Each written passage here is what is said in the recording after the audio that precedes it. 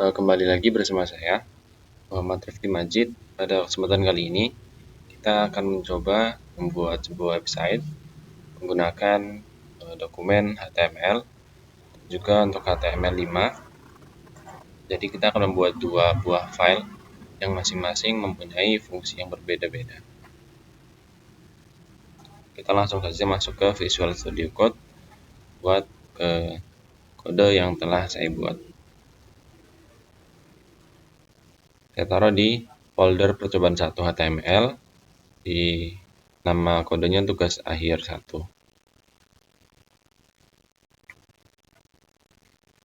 Oke, pada bagian atas ini merupakan dokumen HTML yang dideklarasikan dengan tanda seru doctype HTML.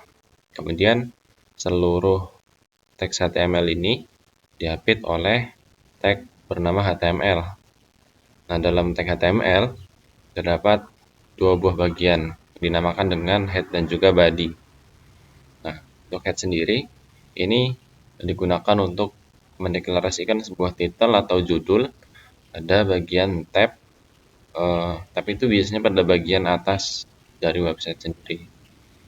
Kemudian ini ada link yang terhubung langsung dengan format CSS. Jadi nanti kita akan menggunakan styling dari CSS dengan nama styles.css. Kemudian pada bagian body kita buat divisi bernama page, kemudian bikin lagi kita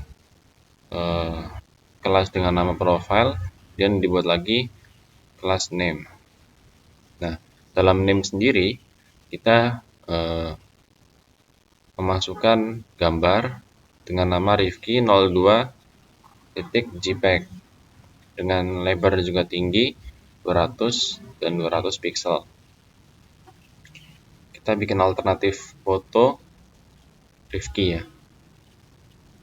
Kemudian pesan yang akan tampil nanti itu kita update dalam sebuah header dengan nama Muhammad Rifki Majid, dan juga header kedua Student in University of Lampung. Kemudian kita masuk ke kelas selanjutnya, kelas description, yang berisi gambaran umum tentang diri saya sendiri. Di sini ada list yang berisikan NPM, program studi, jurusan teknik elektro, kemudian email Unila milik saya. Kemudian pada bagian bawah list terdapat sebuah deskripsi mengenai diri saya sendiri. Ini terkait dengan pengalaman yang telah saya lakukan beberapa tahun ke belakang. Kemudian kita juga membuat sebuah table dengan deklarasi nomor nama organisasi yang telah saya lakukan sebelumnya dan juga tahun organisasi. Kita gunakan T-head, yaitu table head, untuk membuat nama kolom, nama judul kolom pada bagian atas table. Kemudian TR ini merupakan table row, yang mana merupakan yang berisikan data-data yang akan dimasukkan ke dalam table tersebut. Oke, kita langsung saja eksekusi dengan live server ya, supaya bisa kelihatan nanti tampilannya seperti apa. Nah, ini merupakan tampilan dari website yang telah kita buat. Nah, di sini terlihat judulnya Muhammad Rifki Majid Profiles yang berjalan di local server yang dengan nama dokumen tugas akhir 1.html. Nah, yang disebut dengan head yaitu pada bagian atas ini yang berisikan foto, nama saya, dan juga student in University of Lampung. Kemudian pada bagian body ada beberapa list, paragraf, dan juga table. Kemudian kita langsung saja masuk ke HTML5, tugas akhir yang kedua.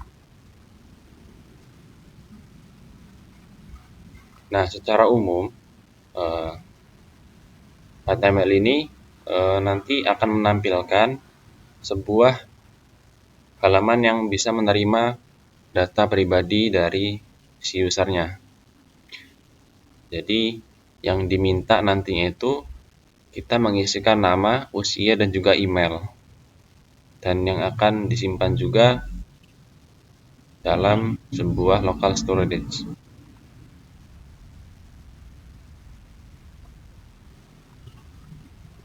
Oke. Secara umum kita menggunakan tag head dan juga tag body seperti yang kita gunakan sebelumnya. Kemudian pada head ada tambahan berupa script. Nah, script ini atau tag script kita gunakan untuk menyimpan sebuah function di dalam local storage. Jadi nantinya yang telah kita inputan berupa nama, usia, dan juga email, dia akan masuk ke local storage atau tersimpan dalam local storage. Jadi suatu saat kita akan membukanya, maka itu akan ada di dalam local storage.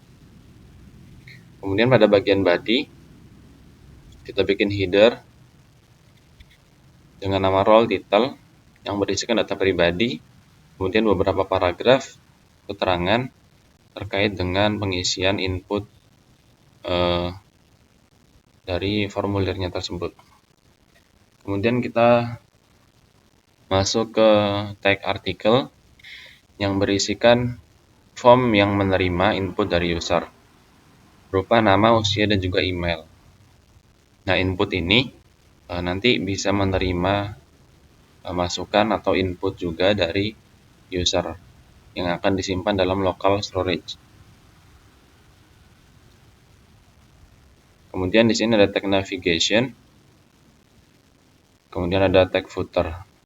Nah, jika tadi ada tag header sebagai kepalanya, maka di sini ada tag footer juga buat penutupnya yang berisikan link GitHub milik saya sendiri. Oke, langsung saja kita lihat bagaimana tampilannya pada halaman browser. Nah, di sini ada titel berupa input data pribadi yang berjalan pada local storage juga dengan nama file tugas akhir 2.html. Nah, pada bagian header kita melihat data pribadi, kemudian beberapa paragraf keterangan yang akan kita lihat di halaman HTML. Kemudian pada bagian form ini kita diminta menginputkan sebuah nama, usia, dan juga email. Nah, di sini terlihat bahwa kita langsung diarahkan menuju ke nama. Jadi kita secara default diminta untuk mengisikan nama karena ini merupakan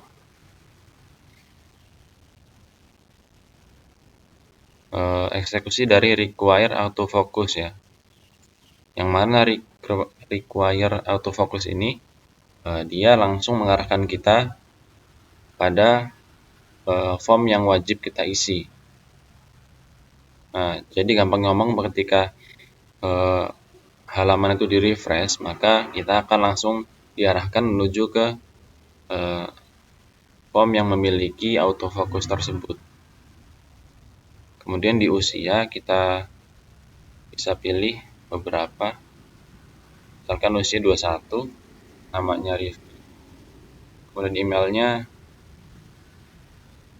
kemudian bisa kita simpan. Nah, ketika kita klik simpan, maka berkas itu masuk ke dalam local storage. Dan suatu saat kita ingin menampilkannya, maka kita tinggal klik aja, tampil, maka akan tampil nama Rifki. Nah, kemudian yang paling akhir, kita akan temukan sebuah tag footer yang berisikan link yang telah saya cantumkan pada bagian HTML. Mungkin sekian presentasi dari saya terkait dengan tugas akhir 1 dan juga 2, praktikum pemrograman web. Terima kasih telah menonton.